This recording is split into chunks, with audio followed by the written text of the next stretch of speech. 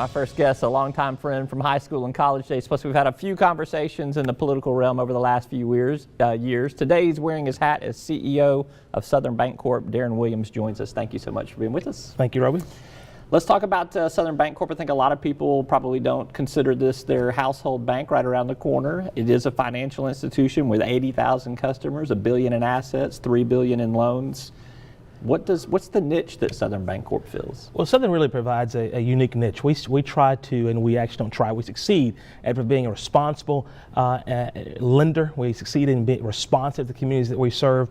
Southern was started about 25 years ago when then Governor Bill Clinton, his wife, First Lady Hillary Clinton, the Rockefeller Foundation, the Walton Family Foundation, Rob Walton and others decided they wanted to create new trends of investing in the Delta, the deepest, most economically depressed area in Arkansas. And so this institution was started for that purpose. And so we provide traditional financial products and alternative products for underbanked and unbanked people, but we take a portion of our profits and we take those profits and we then give them to our nonprofit to do community building.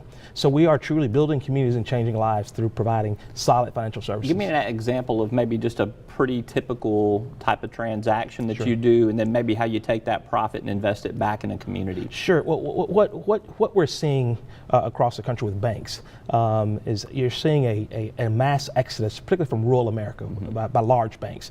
Big banks are swallowing up small banks, and they're leaving the communities. At the high point, there are 18,000 banks in the country, federally insured institutions in the country. Now there are less than 7,000. And so that means, particularly in rural America, there are even fewer. And so there are fewer options for people in rural America to have traditional financial services. And so Southern, we fill that void. And you know, small banks, small community banks, really they're the backbone of small business. That's where small business goes to get their lending, their borrowing, to create jobs. And so on average, 50% of our loans, for example, are what you might call a micro loan, or more than 50%, less than $50,000. We have a significant number of our portfolio that's less than $20,000. So we're really satisfying the needs of that small business customer. And so we're taking those resources, providing them with lending opportunities to help them create jobs and to expand and build their communities. And then the resources that we make, the profits that we make from our lending activities, from our banking activities, we have a nonprofit called Southern Bancorp Community Partners. They do community development work and try to build communities and strengthen communities by goal setting, providing opportunities for what the community wants, and we help those communities grow. And so that's somewhat unique. Maybe help with under our funding a Boys and Girls Club in a community, or some sort of community center, or something to help improve the infrastructure of a small southern town. Yeah, well, what's unique is that we do what the community wants. We go through a long-term community goal setting process. You speak of the Boys and Girls Club. That was something that the city of Helena wanted. They wanted a Boys and Girls Club. So we work with them to help find the resources and the funding.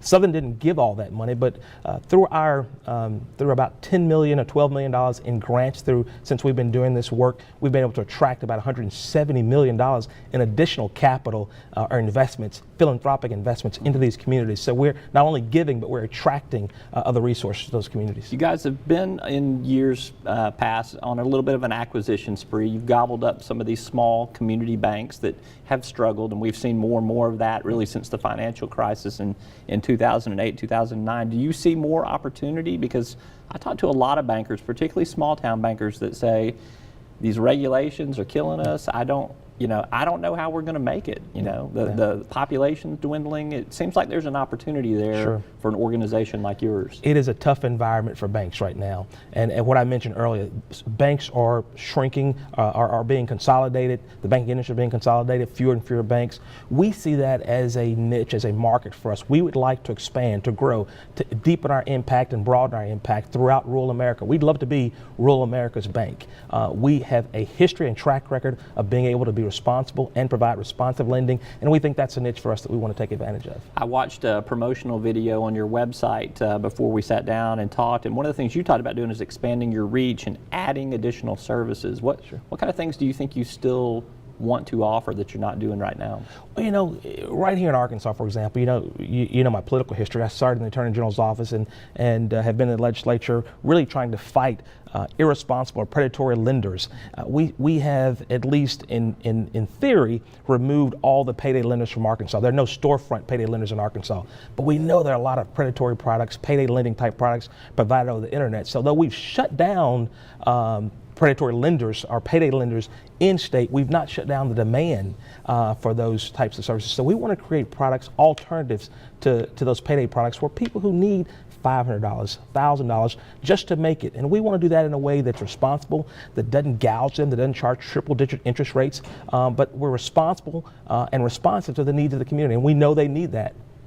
Obviously, the history of this organization is founded to make improvements in the Delta. What do you point to as success right now in terms of seeing that needle move? The Delta still has its problems. It is going to, for our lifetime, continue to have problems. Sure. But what do you see as progress being made? Sure, we think we've made significant progress. Not just Southern. There are a number of people that we've partnered with: the Walton Family Foundation, the Rockefeller Foundation, a number of people who've made investments in the Delta, and we believe we're seeing that needle move.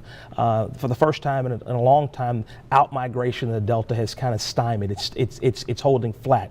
We're seeing more and more jobs being created in the Delta, and we believe that's really a result of all of these organizations putting their collective work behind trying to improve the life of the communities in the Delta. Point me to a community that people don't know about, they should know more about. To a community? That Southern Bancorp has been a part of. Well, you know, most people know a lot about what we do in Arkansas, but we also have branches in Mississippi. Small town in Coahoma County, Mississippi. Small town Clarksdale, Mississippi. They call themselves the birthplace of the blues. Now they may have some competition from you other cities with that, but in Clarksdale, Mississippi, 10 years ago, if you had driven downtown Clarksdale, it would be abandoned, nothing there. Now you see Yazoo Pass, which is an outstanding development where high-end condominiums on the top floor of this old Woolworth building, the bottom floor, a nice restaurant called Yazoo Pass where the town gathers. And you just go down that block, you see more and more businesses that are opening or expanding, and Southern's investing in this community and helping them to reshape and build their communities. All right, he's Darrin Williams, CEO of Southern Bancorp. Thank you for being with us. Thank you very much.